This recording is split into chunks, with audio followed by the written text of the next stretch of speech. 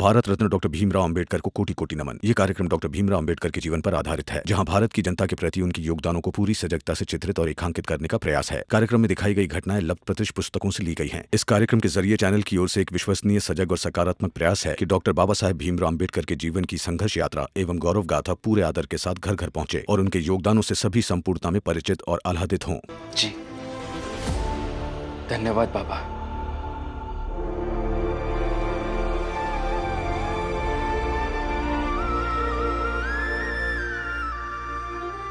और फिर आपको जो भी परेशानी होगी, जो भी दुख होगा, हम सब मिलकर बांट लेंगे। मैनेजर साहब, आप यहाँ की चाय पी के देखिए एक बार, कमाल की चाय बनती है। कैसी लगी? बहुत बढ़िया। इसीलिए मैंने सोचा कि घर पे खाना खाने से पहले आपको यहाँ की चाय पिलाता चलो। पीछे पीछे। वैसे मैनेजर साहब, एक बात तो है, हम ऊंची जात वालों में एक जबरदस्त एकता होती है, नहीं? तभी तो ये भीमराव जैसे लोग चाहे कहीं भी क्यों ना चले जाएं, उसके आसपास के ऊंची जात के जितने भी लोग हैं वो तुरंत हमारे मित्र बन जाते हैं। जैसे कि आप। बनाना ही पड़ेगा। उन लोगों के भविष्य को अगर कुचलना है तो हम ऊंची जात के लोगों को मिलकर रहना ही पड़ेगा। हमारी एकता जब तक है तब तक वो लोग वैसे ही रहेंगे जैसे हमेशा रहते आए हैं। तभी तो हम सब दोस्त हैं। सही कहा आपने। वैसे मैनेजर साहब, क्या सोचा आपने उस भीमराव को नौकरी से निकालने के बारे में? अरे परेशान करते रहेंगे, खुद ही छोड़कर चला जाएगा। नहीं नहीं नहीं नहीं, परेशान होकर तो आज तक उस भीमराव ने कुछ नहीं छोड़ा। ना सातारा छोड़ा, ना स्कूल छोड़ा और ना ही कॉलेज, और ना ही चाल। ये लोग अपने आदमी हैं। प्रणाम मालिक। तुम लोग बोलो। हम सब तो आपके घर गए थे तो पता लगा आप यहाँ पे हैं, इसलिए यहीं आ गए। और मालिक, हम लोग ना ओका चाल में बहुते परेशान कर रहा थे, लेकिन तब वो चाल छोड़ के नहीं गवा। हम सब भीम के दुश्मन हैं, लेकिन सच ये भी है कि भीम जुझारू है। वो कट सकता है लेकिन झुक नहीं सकता। तो फिर क्या करें?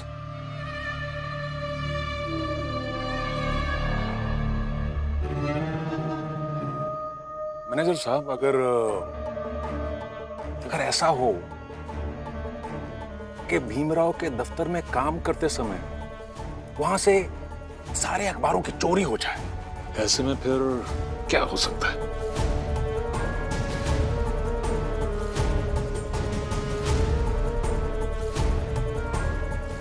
फिर तो भीमराव पर डिपार्टमेंटल इंक्वायरी का चार्ज लगाकर ऑफिस से निकाल सकते हैं तुरंत। सुंदर। अच्छा, यही तो मैं चाहता था, मिल गया रास्ता।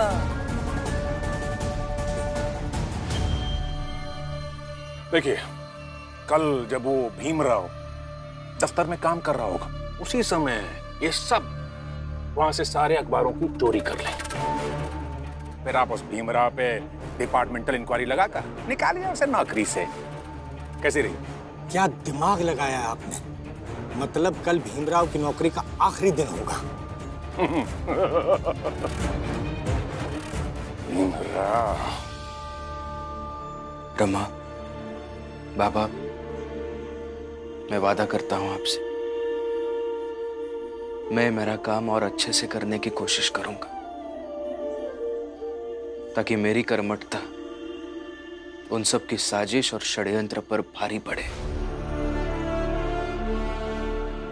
और अंत में निर्णायक रहे। बस इसी कर्मठता को हमेशा याद रखना, सब ठीक हो जाए।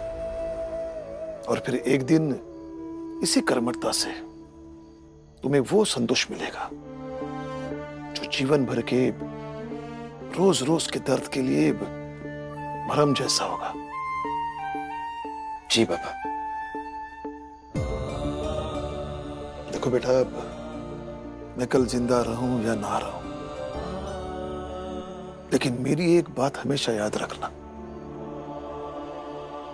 कि जीवन के अंत में संतोष पाने के लिए जीवन भर लड़ना जरूरी है, जूझना जरूरी है, चोट खाना, दर्द सहन करना, लेकिन फिर भी अपने जीवन में आगे बढ़ते रहना जरूरी है। बाबा चलिए खाना खा लीजिए, खाना बन गया है। हाँ बेटा चलो।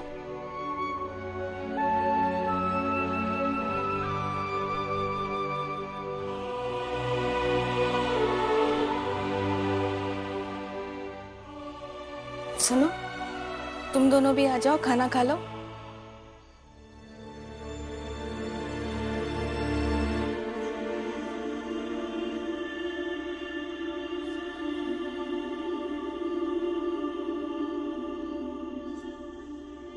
क्या कर रही हो?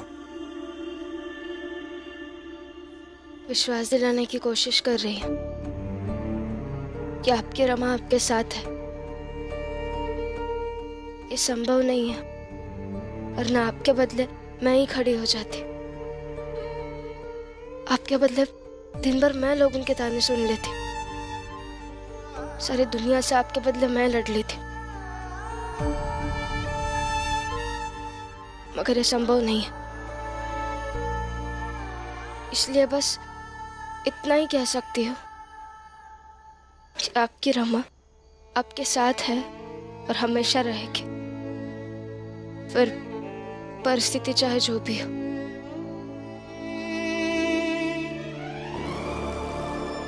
देखो रमा, तुम्हें मेरे बदले कुछ करने की जरूरत नहीं है। तुम अपने हिस्से की लड़ाई लड़ रही हो, यही बहुत बड़ी बात है, यही सबसे मुश्किल है। और बाबा जिस जीवन पश्चात के संतोष की बात कर रहे थे, वो हम दोनों की इकट्ठी कमाई होगी, क्योंकि हम दोनों को जरूरत है एक दूसरे की। हमारा जो भी है वो आधा आधा होगा, है ना? चिंता मत करो रमा। भीम, कहाँ रह गए? आ जाओ। चलो खाना खाने। आ गए।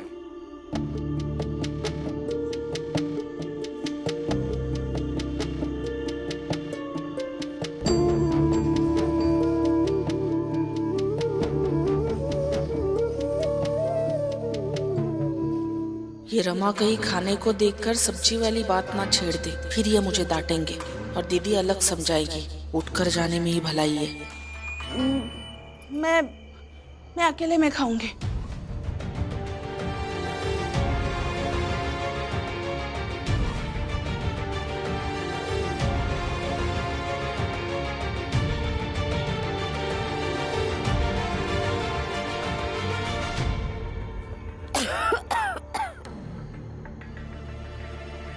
बुआ, क्या हुआ? मेरी दवाई शोभा के घर रह गई है, मैं जाकर लेकर आती हूँ। मैं लेकर आता हूँ। नहीं नहीं बेटा, तुम लोग खाना खाओ, मैं अभी लेकर आती हूँ।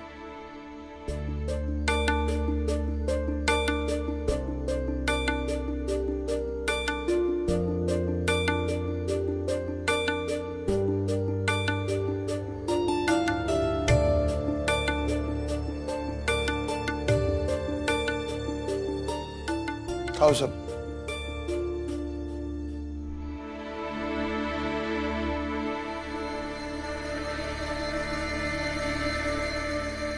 जीजा भाई, खीर नहीं ली तूने? अरे अंदर जाकर खीर तो लेकर आ। खीर बनी है क्या?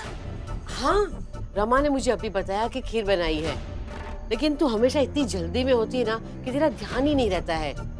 इसलिए तेरा ध्यान न पति में रहता है, न संसार में, न परिवार में, कहीं पर भी तेरा ध्यान नहीं रहता है। बस ज्यादा बहस मत कीजिए, अभी जाकर उस रमा की खीर लेके आती हूँ, फिर देखना धीरे धीरे एक एक करके उससे सब छीन लूंगी मैं।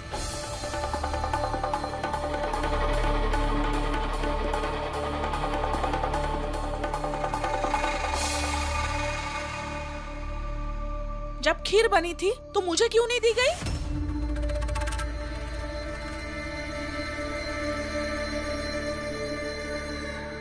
खीर? खीर कहाँ बनी है?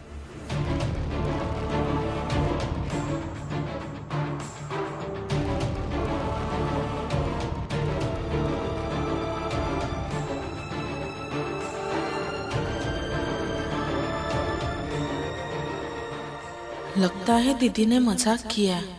नहीं बनी तो बनानी चाहिए थी ना।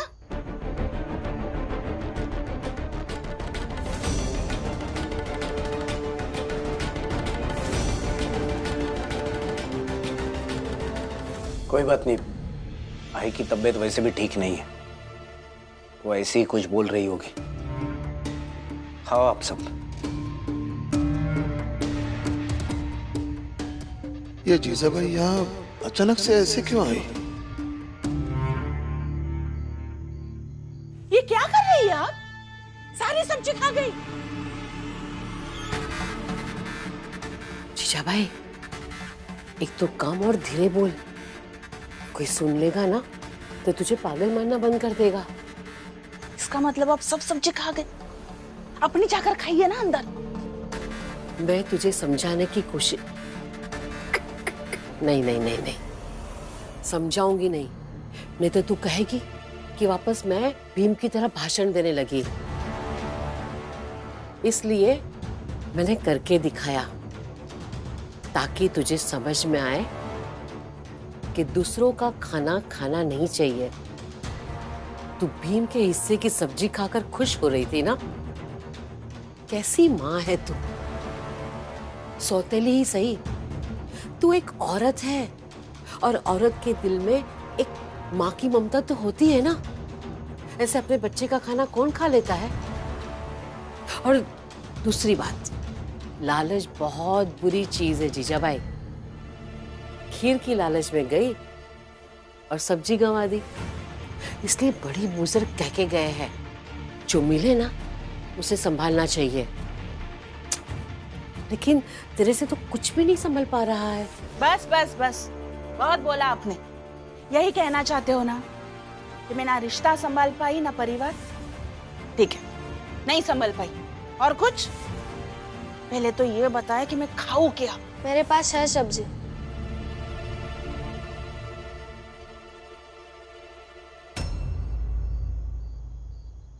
बुआ जब वहां से ऐसे उठकर आई थी तभी मैं समझ गई थी बुआ कुछ करने वाली है।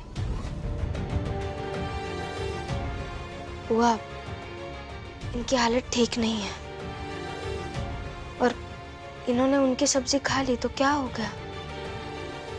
व्यवहार इनके साथ सही नहीं है।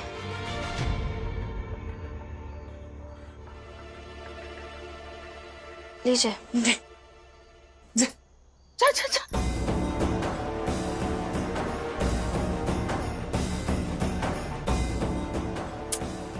देख जीजा भाई, देख, जिसके पति के हिस्से की सब्जी तूने खा ली, उसी की पत्नी अपना हिस्सा काटकर तेरे लिए लेकर आई। किंतु तुझे कुछ भी समझ में नहीं आने वाला है। ले खा, पेट भर के खाओ।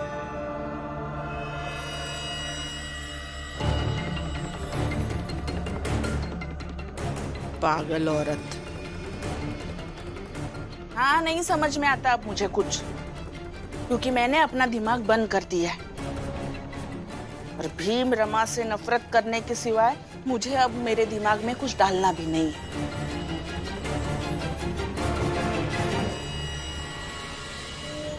जोखू बिना खाना खाए पता नहीं कहाँ चले गए, कुछ बताए भी नहीं हमका। अब हितेश भाव, जनार्दन भाव, मनोहर भाव भी नहीं है,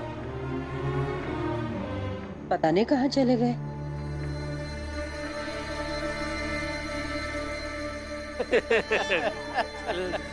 सही बात है।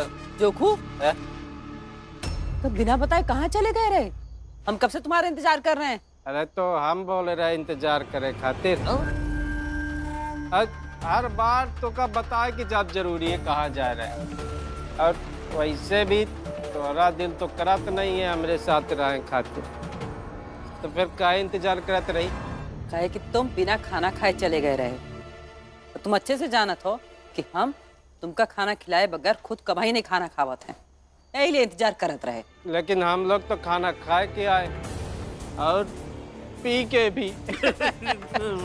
और पिए खातिर पैसा कहाँ से आया? जोखू भूलिया तो बहुत हिसाब मांगती है। अरे मांगे दे हितेश बाबू, देत कौन है? हैं? सही। चलो सोने का समय हो गया है। चल शुभ रात्रि। शुभ रात्रि।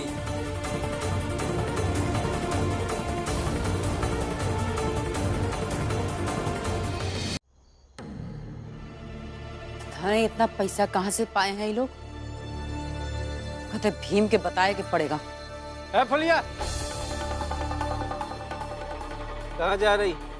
चल चल चल के बिस्तर बिछा, सो मैं क्या हमका। चल।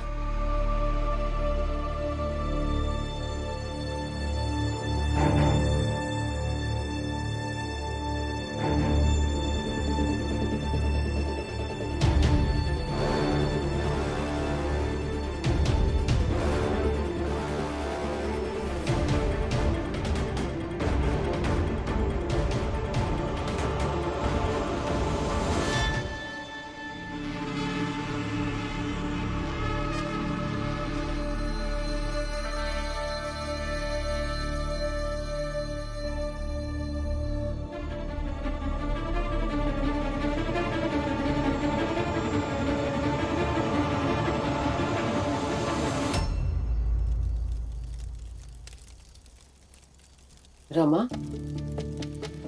क्या कर रही हो बेटा? अभी तक सोई क्यों नहीं? नहीं बुआ, वो आज दिन भर दफ्तर में खड़े रहे ना, तो उनके पैर दर्द कर रहे होंगे। गरम तेल से थोड़ी मालिश कर दूंगी तो उन्हें थोड़ा अच्छा लगेगा। ठीक है।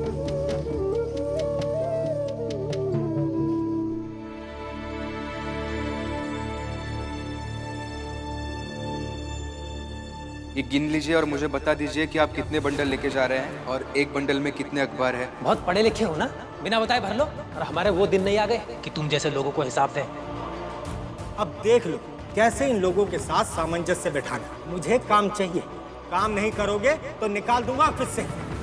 हम इस भीमराव को कुछ नहीं बताएंगे साहब, चाहे जो हो जाए।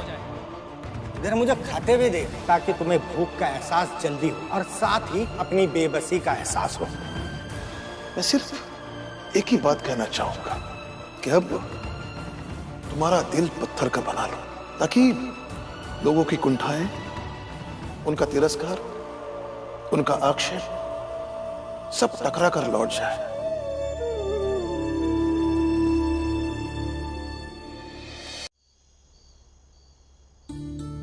दीजिए, मैं आपके पैर दबा देती हूँ। अरे नहीं, मैं ठीक हूँ।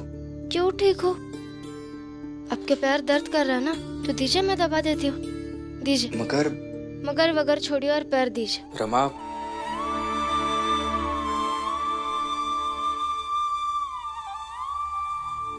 प्रेम न बारी उपजे, प्रेम न हाट बेकार, राजा प्रजा जो ही रुचे, सिस देही ले जाए,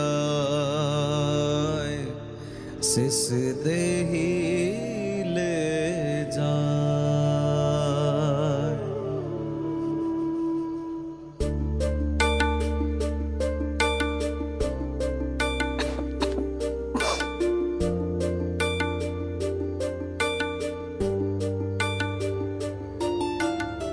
करुणा,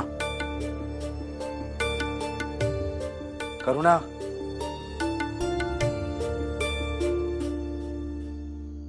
मेरे पैर दर्द कर रहे, आकर दबा दो।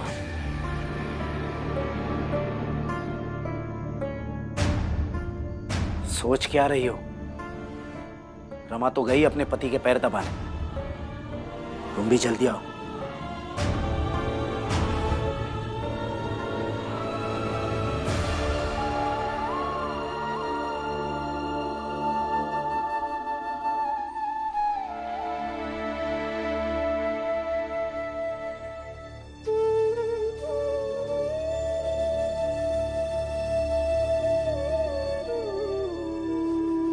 छिन ही चढ़े छिन ही उतरे, सो तो प्रेम न होए। अघट प्रेम पिंजरे बसे, प्रेम कहावे सोए। प्रेम कहावे सो।